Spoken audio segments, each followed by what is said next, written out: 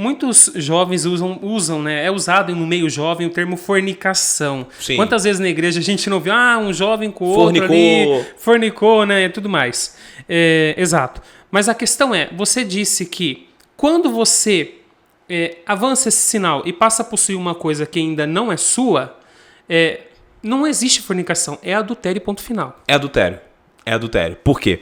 Porque é um sexo fora dos parâmetros do casamento. A Bíblia prevê sexo dentro do casamento. Adão e Eva, quando se conheceram, como é que funcionou? Deus criou Adão, depois criou Adão, criou Eva. E aí na Bíblia vem assim, Adão conheceu Eva.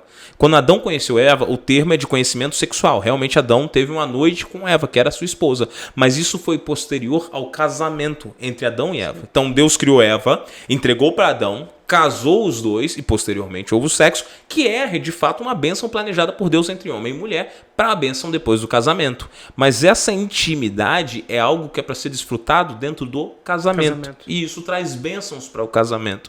Porque essa intimidade, o sexo é uma parte tão importante dentro do casamento que ela mantém os dois unidos e mantém um casamento vivo.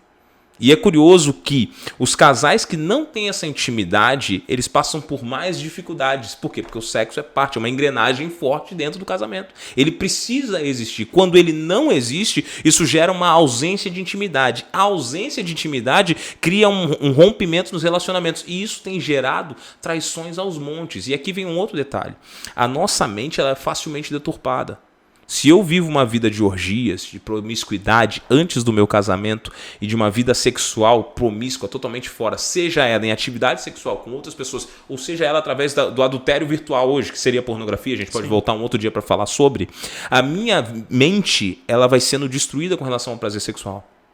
Porque eu sei que a gente tem pouco tempo, mas de forma geral, os neuroreceptores que recebem as células do prazer, eles ficam deturpados. A minha janela de prazer dentro do meu cérebro, vamos imaginar 2 pontos.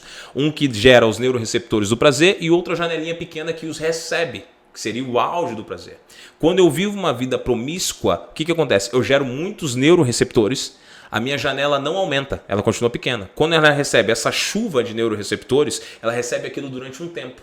Como o cérebro detecta que aquilo é uma deturpação, o que ele faz? Ele fecha essa janela, fazendo que eu tenha que buscar algo ainda mais pesado para que eu alcance o prazer. Por isso que é muito comum quem começa na vida de promiscuidade, começa num nível, e aí fala assim, cara, mas eu já cheguei no nível que eu não estou tendo mais prazer. O que eu faço? Busco algo ainda mais pesado, porque a minha janela fechou, aí eu preciso gerar outra fonte de prazer. Então eu vou a coisas mais bizarras, mais pesadas. Semelhante a uma pessoa que é viciada numa droga qualquer, né? Exatamente. É dessa maneira. Então, quando eu respeito as regras do sexo para dentro do meu casamento, e eu respeito de tal maneira que eu não me relaciono nem com outras pessoas, nem fisicamente, nem virtualmente, eu estou fazendo com que o meu corpo e a minha mente sejam mais saudáveis. Porque eu vou viver dentro do aspecto que Deus planejou. E olha como a ciência comprova Deus. Porque a pessoa que é fiel a um parceiro e vive uma vida sexual saudável com um parceiro, ela desenvolve mais hormônios do descanso, do prazer e outros hormônios que te ajudam a manter uma mente saudável. Isso resulta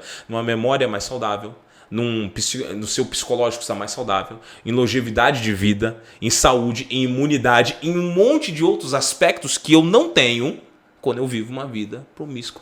Só que hoje no mundo, a promiscuidade e a devassidão se tornaram padrões morais. Porque é muito comum você falar ao jovem que não fez sexo ainda, que é isso, esse cara é de outro mundo. Só que de fato eu tenho que concordar, é de outro mundo, é do céu, não é da terra. Exato. Então a gente precisa ir nessa direção, né?